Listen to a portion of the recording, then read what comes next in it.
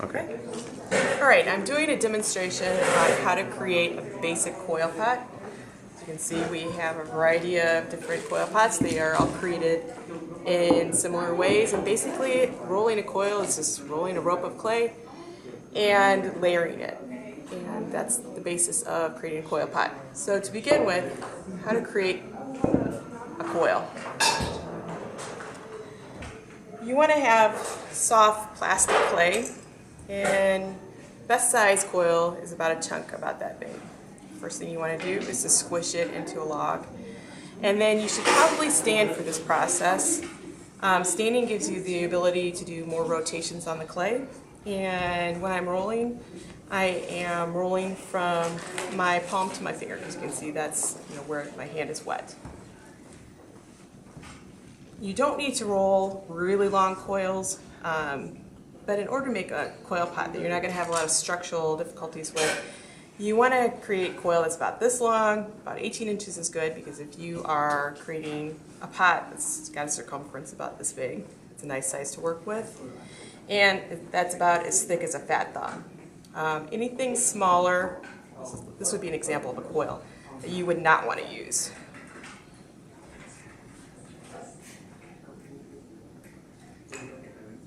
Okay, it is too thin in some areas, it's too fat in other areas, and when you blend this into the next coil, when you're adding the layer, it's going to be so thin you will have structural cracks and issues with your pot. So in order to make a symmetrical or nice round pot, you want to have symmetrical, evenly rolled coils. So how to begin the coil pot?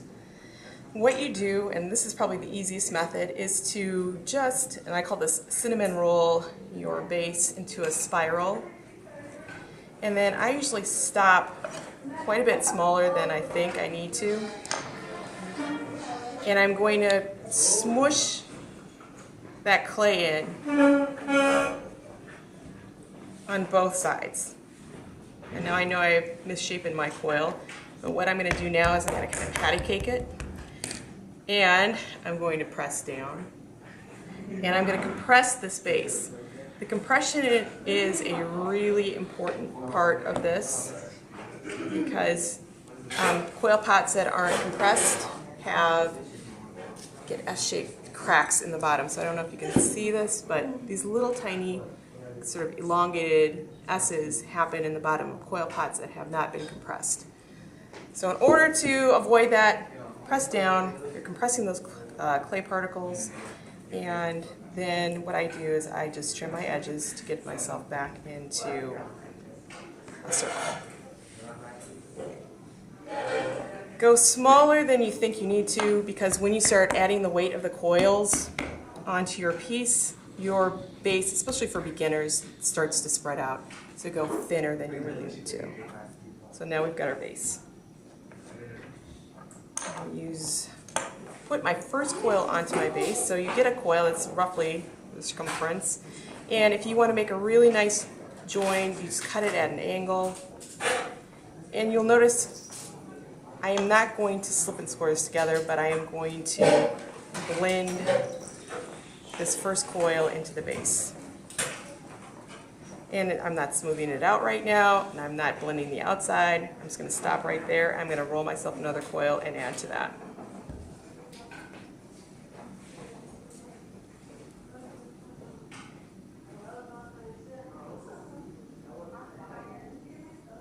Okay, so we've got another coil. Take your base, and say I want to make a piece that's coming out like this. For the first couple coils, I'm just going to go straight up and down. This is another thing that is key, is overlap your coils, take a fettling knife, and cut at an angle. And remove that little chunk, and it slides right together. You can do a neat blending, and then again, you're going to blend that next coil on the interior to the previous coil. Notice that when I'm blending, I'm holding my hand on the outside in that projected direction I want my coil pot to go. And I haven't blended anything on the sides yet. Now that my coil pot is getting a little bit bigger, I'm going to switch it over to a banding wheel. A banding wheel is a really simple wheel. and it's not connected. So you need to make sure that you hold it by the base. If you don't, it makes a really loud noise when the base falls out onto the floor. Put this on here, and then you don't have to twist your pot. It'll automatically turn with the banding wheel. So I'm going to add a little bit more to this coil.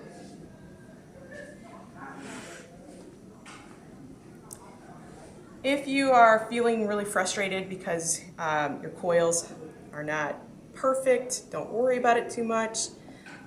You can always trim off unevenness, or say you might just need more practice. Again, cut at the bevel, and then these two pieces fit together. And I'm staggering my seams so that I don't have a weak spot on my coil pot. So right now, again, holding my non-dominant hand on the outside and blending with my dominant hand on the inside. So we've got this blending going on the outside. You can see the layers that we're building with. Excuse me. Blending on the inside, not blending on the outside. And I'm going to build up on one more layer, and then I'll start blending my outside. If your clay starts to get dry and crack out, and you're going to see these stress marks in the clay, you want to probably put it away and get some new clay that's got more moisture or water in it. Trying to roll with coils that are made out of dry clay is really difficult, and you'll be questioning, like, if you can't make coils today, and it just might be the clay. So be aware that you want really plastic clay for building these.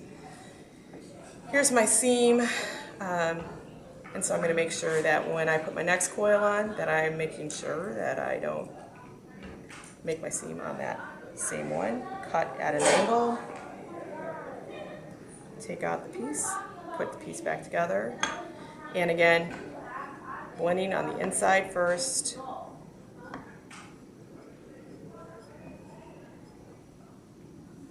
And now I'm going to blend my outside. There's no real good way to do this, but what I like to do is to just take my finger and just do simple blending. I know it's kind of, I always say this is the Frankenstein stage, on each layer, so that they're being fused together. We need to make sure that we do this because we're not using the slipping and scoring process. All right, so how to smooth this out? We've got our basic smoothing tools.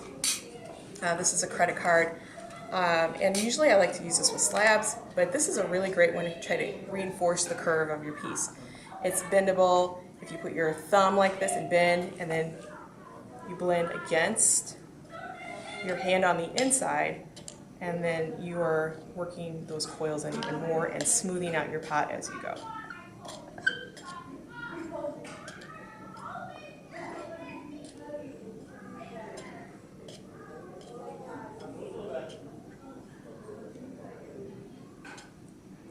All right, and so this is not completely smooth, but it's getting there. I'll do more refinement when I get closer to the size that I want it to be.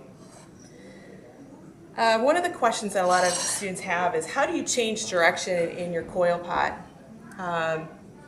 So you've got a piece like this, and it goes out, and then goes in, and then goes out, and then in. And it's all dealing with coil placement. So if I wanted my piece to go straight up, my next coil would go immediately on top of the previous one.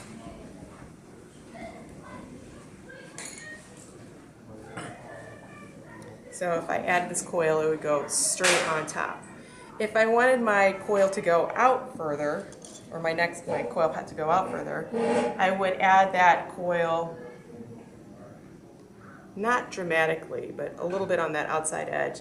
A lot of pushing out your piece is when you're blending against your hand, which is helping you create the direction. If I want my piece to be like a seed pot and to go in, I'm going to put my next coil on the inside edge. So let's just say that I've gotten up to my height and I want to change direction. And so to do this, what I do is I put on the inside edge and I give it an outside pinch, Before I was blending everything on the inside, and then I just take my thumb and I blend on the inside. And this is when your smoothing tools are going to be very handy to help reinforce that curve.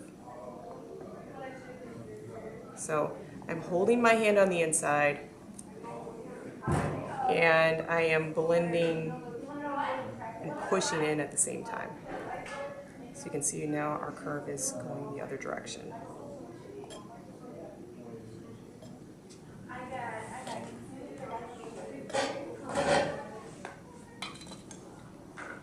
Okay, when you're building on coil pots, it's not a race. You don't want to try to build one in one day unless you're actually in the studio the whole time, letting it dry.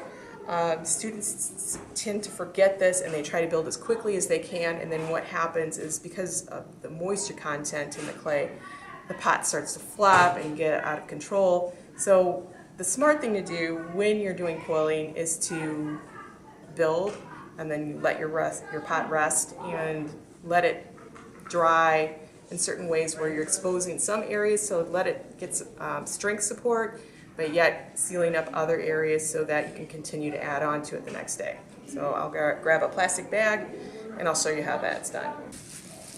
Let's say that my pot is a lot bigger than this, but it's the same shape, and I notice that every time I work with it, it starts to move and it just feels really unstable. That pot is telling you that it needs to rest and that you should not continue to build on it. So what you should do is to wrap up your piece so that your top rim is really sealed, a lot of plastic on it, but your bottom is exposed. What happens is that overnight, this clay will get to the leather hard state while the inside is still plastic, and you can continue to add to this, but the leather hard clay loses the moisture and is a lot stronger than plastic clay. And so let's say that this has been in my locker overnight and it's time to work on it the next day. This is getting to leather hard state. So, and let's say that this is slightly drier. So instead of just blending, because this is a new day, what I will do is I'll score and put a little bit of slip on my top coil, and then I'll add the first one and then just continue blending normally like you did for the first part of the pot. Good. That's it.